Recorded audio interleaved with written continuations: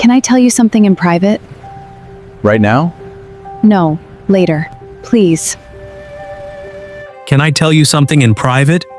That was how Dana Ashford ended her 4-year marriage, whispering it through my car window with 90 seconds left in the carpool line. Her hand gripped the doorframe hard enough that her knuckles went white. She wasn't holding on to the car. She was holding on to anything that wasn't a person. I looked at her face. No smudged makeup, no tears yet, just a cold, quiet terror, doing its best impression of a normal Tuesday morning. Piper stood a few feet back on the sidewalk, backpack straps twisted in both fists, watching her mother the way kids watch adults when they've already figured out something is wrong and nobody's told them what. "Right now?" I asked. "No." She glanced back at Piper, softened her voice into something bus stop appropriate. "Later, today, please." Then she straightened up, smiled at her daughter like nothing had happened, and walked her the rest of the way to the curb. I sat there with the engine still running and understood, before she'd told me a single fact, that whatever came next was going to matter. My name is Desmond Cole. I'm 41. I restore furniture for a living out of a shop 2 blocks from my house, and I've spent the 4 years since my wife Renata died getting very good at being the reliable single dad on the street. The guy who has jumper cables, the guy who remembers everyone's trash day, the guy who is, by design, no threat to anybody's marriage. Dana Ashford and I had been neighbors that whole time. Coffee on stoops. Her daughter Piper and my son Theo sharing the same bus stop since kindergarten. Nothing had ever needed a name. That Tuesday, something did. Dana ran Kowalski Case Goods, the furniture company her first husband's grandfather had built from a single hickory workshop into 300 employees and a name on half the dining rooms in the Carolinas. Marcus Kowalski had died 4 years before I met her. An aneurysm, no warning, Piper barely 5. And Dana had inherited a company, a 5-year-old, and a grief so total that when Grant Ashford showed up 18 months later, calm and attentive and entirely unbothered by the idea of raising another man's daughter, she married him within the year. I understood it. God knows I understood it. When you're drowning, you don't interview the life raft. But 4 years is a long time to notice things you're too tired to name. Grant started out helping at the plant. Then he was sitting in on board calls nobody had invited him to. Then he was saying "we" in rooms where Dana was the only Kowalski left. And there was a tone he used with her, in front of other people, patient, a little pitying. I recognized it because I'd used a version of it myself once, on a dog that kept getting into the trash. It's not her fault. She's just not built for this. I'd heard him say almost that exact sentence at a 4th of July cookout. She's a wonderful mother, but running a company on top of raising a kid alone? Well, she wasn't alone anymore, was she? He'd laughed when he said it. Everyone laughed. Dana laughed too, half a second late, the way you laugh when you're doing math in your head. I didn't say anything. It wasn't my place. That was the story I told myself for the better part of 2 years. She texted at 6:40 that evening. "Piper's at her dad's parents' for the weekend swim thing. Can you meet me at Callahan's? The one on the edge of downtown, not the one everyone from the plant goes to." The specificity of that. Not the one everyone from the plant goes to. Told me more than the message itself. Callahan's was a diner that hadn't updated its booth since the Reagan administration, and Dana was already in the back one when I got there, coat still on, coffee untouched, turning her wedding ring around and around like it had started to feel foreign on her hand. "You're early," I said, sliding in across from her. "I've been sitting here since 5:30. She said it flat, like a confession. "I told myself I'd leave if you didn't show by 7. "I show. I know." She almost smiled. Almost. That's the problem, actually. I let that sit. She wasn't ready to explain it, and I wasn't going to make her. Grant thinks I'm having dinner with my accountant, she said instead, looking at her coffee. I've started keeping a list. Isn't that awful? A list of what I tell him and what's actually true. I never used to be a person who kept lists like that. What's on today's list? She exhaled through her nose, something between a laugh and not one. That I'm losing my mind. That I'm imagining a pattern in random noise because grief made me paranoid 4 years ago, and it never fully went away. She finally looked up. Do you think that's what this is? I don't know what this is yet. Neither do I. Her hands went still around the mug. That's why I needed somewhere private. She told me in pieces, the way people do when they've been rehearsing the version where they're wrong and haven't built the version where they're right. 3 months ago, Grant had asked her to sign what he called a routine restructuring document, moving a percentage of company shares into a joint holding entity, for tax efficiency, for Piper's future. Dana, buried under a production deadline, had signed without reading past the summary page. She only found out 2 weeks ago, from her own CFO, over lunch, that the document had quietly diluted her controlling stake by 11%. 11% doesn't sound like much, she said. Until you find out the board's next vote is on whether to bring in outside management. And Grant's been having dinner with 3 of the 5 board members for the last 2 months. Dinners I wasn't invited to. Dinners he didn't mention. You think he's building votes? I think? Her voice cracked on the word and she stopped, angry at herself, the way strong people get angry at their own tears instead of at what caused them. I think I married a man who waited until my company felt like his inheritance too, and I have no idea how long he's been planning this. And every time I try to say it out loud, it sounds insane, because he's never once raised his voice at me. He's never once done anything I could point to and say, there, that's the proof. That's usually how the patient ones do it, I said. Loud men get caught in year 1. She looked at me like I'd said something she'd been circling for weeks and couldn't land on herself. There's more, she said. I waited. Piper asked me last week why Dad, Grant, she calls him Dad, God help me, why Dad keeps telling her that when she's older, the company will belong to the family that actually built it. Dana's jaw tightened. My husband is coaching my 9-year-old to think she's not really a Kowalski. The diner around us kept being a diner. Someone's fork against a plate, the bell over the door, a radio playing something forgettable, and none of it touched the particular stillness that settled over our booth. Dana. I kept my voice even, because hers wasn't. You didn't bring me here to tell me I'm crazy. You brought me here because you already know you're not, and you needed one person to say it back to you without flinching. Her eyes went bright and furious at the same time. Furious at the tears, mostly. I hate that you're right. I get that a lot, I said. And it wasn't even a joke. Not really. But it broke something in the tension enough that she laughed. One real ragged sound. And wiped her face with the back of her hand, like she resented needing to. Every 90 seconds you don't ask the real question, the answer gets easier to avoid. That had been Renata's line, back when she was alive, usually aimed at me. I thought about it in the parking lot afterward, watching Dana's taillights pull away toward a house I now understood she was afraid to walk into. I didn't hear from her for 4 days. Then, Saturday morning, a single text. Can you check something for me? It's a business thing. You've done contracts before. For the shop. She met me at my kitchen table with a folder 3 inches thick. The restructuring document. Board bylaws. 5 years of shareholder agreements she'd apparently spent the last 4 nights reading line by line instead of sleeping. Piper was upstairs with Theo, both of them absorbed in something on an iPad, blissfully unaware that 2 floors down their parents were dismantling a marriage on top of a stack of legal paper. Page 14, Dana said, sliding the restructuring document across. Read the clause on affiliated party voting rights.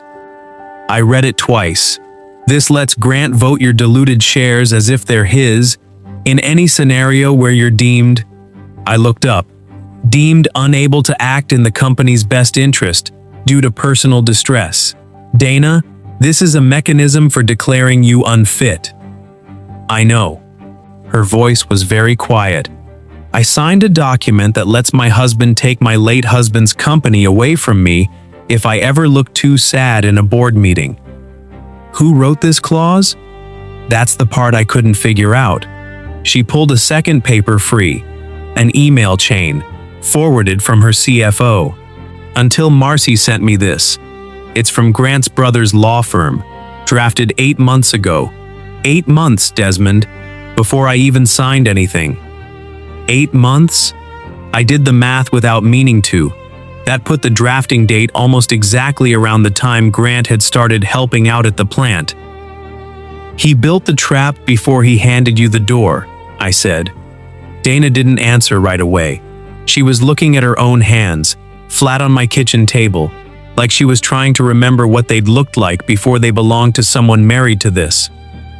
My friends have been telling me for a year to fight for Piper, she said finally. Stand up, they kept saying. Don't let this man make decisions about your daughter's future like he built it. And I kept thinking, fight. How? He's never hit me. He's never screamed. How do you fight a man who's polite the whole way through robbing you? You get louder proof than he's got politeness, I said. That's how. She looked up at me, and something in her face shifted. Not relief exactly, something closer to a decision being made in real time. Will you help me find it? I should have said, get a lawyer, Dana, that's not my lane. Instead, I said, already looking.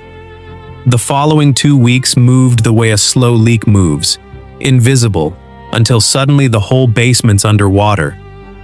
Dana hired a forensic accountant, quietly, using an account Grant didn't know existed, opened under her maiden name at a bank 2 towns over. Then she needed the old records to hand him. 5 years of ledgers, bank statements, board minutes, and those were still in the house. Grant had a Saturday tea time. 8:15, same foursome every week, back by noon. That gave us 3 hours. I was in Dana's home office by 8:30, loading ledgers into 2 canvas bags while she pulled folders from a locked file cabinet behind the desk. Neither of us said much. There's a specific kind of quiet that comes from doing something righteous that still feels like sneaking. We were maybe 40 minutes in when the garage door hummed. Dana went still, a stack of folders pressed flat against her chest. That's not noon, she said, and her voice had dropped almost to nothing. Rain delay? I said. Has to be. Footsteps in the kitchen below us. Grant's voice, calling up the stairs, easy and unhurried in a way that somehow made it worse. Dana? Whose truck's in the driveway? I shoved the canvas bags behind the reading chair in the corner. Fast. No time to be careful about it. Dana was already moving toward the door. Folders gone, hands empty. Her face rearranging itself into something normal before she'd even reached the top of the stairs. Desmond's dropping off a bookshelf he fixed, she called back down. It's in the truck bed. Come look if you want. A pause. Long enough that I stopped breathing. Maybe later, Grant said. Forgot my good glove. This rain's supposed to clear. The garage door hummed again. Gone. Dana came back into the office and sat down hard on the arm of the chair, right next to the bags she'd nearly lost everything behind. She didn't laugh. Neither did I. Not right away. But something in the room let go all at once, the way it does after a near miss on the highway. And by the time we were loading the last folder into my truck, she was shaking her head at herself. A bookshelf, she said. You've never fixed me a bookshelf in your life. I could start, if he checks the truck bed. There's an actual bookshelf back there, I said. I grabbed one from the shop this morning. Figured we'd need a lie with a prop. She stared at me. You planned for this. I planned for a lot of things. Comes with the job. I shrugged. Mostly what furniture restoration teaches you is that things fall apart slower than people think, and usually somebody's watching when they finally do. That got the laugh out of her finally. Short, disbelieving, more relief than humor. It became the shape of those 2 weeks. Real fear, 5 minutes of dead silence, then the kind of raw, worn-out laughing that only happens between people standing in the same mess. I looked forward to it more than I wanted to admit. The accountant's report came back on a Thursday. Grant hadn't just diluted her shares. He'd routed nearly $200,000 of company funds through a consulting arrangement, paid to a firm that, 3 clicks deep, turned out to be owned by his brother. Money moving out of Kowalski case goods and into Ashford hands, disguised as expertise nobody could point to on an org chart. He's been stealing from my husband's company, Dana said, staring at the numbers on my kitchen table, to pay his own brother, while telling my daughter it's not really her inheritance. Dana, I said her name carefully, this isn't a marriage that went sideways. This is a plan that had a start date. She sat with that for a long moment, and I watched the last piece of her that had still been hoping there was an innocent explanation, hoping she'd married a flawed man instead of a calculating one, finally let go. I need to see the board, she said, before the vote. I need to show them this before Grant gets to frame the story first. Then we build it clean, I said. Every document sourced, every date confirmed. You don't get to be the emotional widow in that room. You get to be the woman with the receipts. She looked at me for a second too long. When did you get so good at this? I restore furniture for a living, Dana. Mostly what that means is I spend my days finding the rot under a nice finish and figuring out how much can actually be saved. I shrugged. Turns out it transfers. The night before the board meeting, Grant came home early. I know because Dana called me at 9:47, her voice pitched low and fast in a way I'd never heard from her. He knows something's off. He asked me tonight. Very calm. Very. Grant. Whether I'd been digging through old files. Desmond, he watched my face the entire time he said it. What did you say? I said I'd been sorting Piper's college paperwork. A pause. He smiled at me. He said, and I quote, "You've always been sentimental about things that don't need saving." Her breath shook. He wasn't talking about paperwork. Dana, listen to me. Don't confront him tonight. I wasn't planning to. I mean it. Not because he doesn't deserve it, because tomorrow you deserve to walk into that room holding proof, not adrenaline. I kept my voice steady even though my pulse wasn't. One more night, then it's done the right way. She exhaled slowly on the other end. Okay, then quieter. Desmond? Yeah? Thank you for not needing me to be okay right now. Everyone else keeps asking if I'm okay. You just keep asking what I need next. I didn't have a clever answer for that one. For once, I didn't try to find one. Get some sleep if you can. I'll see you at 8. The boardroom at Kowalski Case Goods still had Marcus Kowalski's portrait on the wall. A kind-faced man Dana had loved and lost, watching over a room his widow was about to fight to keep. 5 board members sat around the long table. Grant sat at the end nearest the door, in the chair that used to be Marcus's guest chair, wearing the expression of a man who'd already decided how this meeting would end. I wasn't allowed in, not family, not counsel, no standing, but Dana had me wait in the lobby instead of the parking lot, in case she needed something pulled from the car fast. 40 minutes in, the boardroom door opened early. Grant came out first, alone, briefcase already in hand. He saw me, stopped for exactly 1 second, His jaw was tight enough that I could see the muscle working under his ear, and for once there was nothing patient or pitying on his face. Nothing performed at all.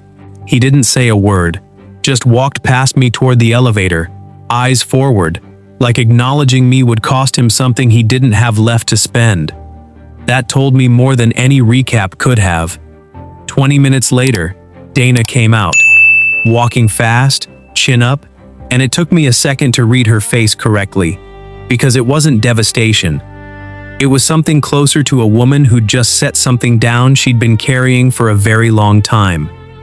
"They tabled the outside management vote," she said, before I'd even gotten the car door open. "Unanimous. And 2 board members are already asking whether they need to loop in the company's counsel about Grant's brother's payments." She let out a breath that shook on the way out.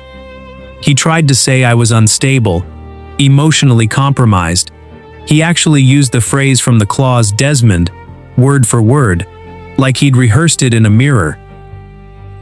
And I put the accountant's report on the table and asked the room whether they thought a woman who'd spent 3 weeks building a forensic audit sounded unstable, or sounded like exactly the person her grandfather-in-law would have wanted running his company. Her voice cracked, but she didn't stop. He didn't have an answer for that. I opened the passenger door and she got in, and for a second neither of us said anything. The parking lot quiet around us, the way the inside of a held breath is quiet.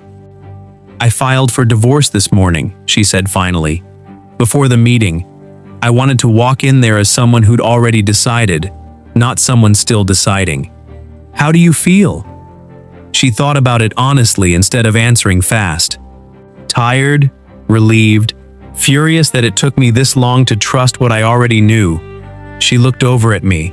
"And grateful in a way I don't entirely know what to do with yet." Grant didn't leave quietly. Men who build traps rarely do. He tried, for a few weeks, to paint Dana to their mutual friends as cold, as calculating, as a woman who'd used her dead husband's board to run off a man who'd only ever tried to help. It worked on exactly no one who'd actually read the forensic report, which, once the company's counsel got involved, stopped being a private document fairly quickly. His brother's firm lost the consulting contract within the month. The Ashford name came up less and less at the plant, the way a smell fades once you've found where it was coming from. Piper asked her mother, a few weeks after Grant moved out, whether the company would still be hers one day. "It was always going to be yours," Dana told her. "Nobody gets to decide that but you and me." I know because Dana told me that evening, sitting on my back steps, Theo and Piper doing homework at my kitchen table through the screen door, both of us watching the particular gold light that shows up in Hickory in early fall. "I used to think needing help made me weak," she said. "Grant used to say it, sort of, not directly. He was too smart for that, but it was always underneath things. You're not built for this alone. I think some part of me married him because I believed it." "You're not alone now," I said. "That's not the same as needing rescuing." She looked at me sideways. "Is that the difference you tell yourself? Or the difference you actually believe?" "Both, I hope." She smiled. A real one, unguarded. The kind I'd seen maybe 3 times in the months since that first morning at the car window. "You know what the strangest part is? Grant spent 4 years being helpful in ways that always somehow benefited him. You've spent 4 years being helpful and never once asked for anything back." "I'm still not asking for anything," I said, and meant it. "I know." She bumped her shoulder against mine, small, deliberate. "That's sort of the point I'm making. We didn't rush it. Dana had just climbed out from under a marriage built on quiet theft, and I wasn't going to be the next thing she reached for out of exhaustion, instead of certainty. We took 2 more months of stoop coffee and jump-started cars and kids doing homework through screen doors, before either of us said anything a courtroom could later call relevant. It was Piper, in the end, who said it first. 9 years old, and blunter than either of her parents' generation ever manages to be. looking between me and her mother over a dinner the four of us had started having most Sundays without ever officially deciding to. "Are you guys, like, together?" she asked, entirely unbothered, reaching for more bread. Dana choked on her water. I did not handle it much better. "We're," Dana started. "Working on it," I said, at the same time. Piper considered this with the gravity of a board member reviewing a contract. "Okay," she said. "And just checking, Theo thinks it's obvious." Theo, to his credit, did not look up from his plate. Dana laughed until she had to wipe her eyes, and under the table, for the first time since that morning at the car window, she reached over and took my hand like it was the simplest decision she'd made in years. It was. People ask sometimes, when they hear the shortest version of this story, why I got involved in another man's marriage falling apart. I tell them the truth. I didn't get involved in it falling apart. I got involved once she'd already decided it was over and just needed someone standing next to her who wouldn't flinch while she proved it. Dana still runs Kowalski Case Goods. Her grandfather-in-law's portrait still hangs in the boardroom. And most mornings, I'm the one who drives Piper to school now.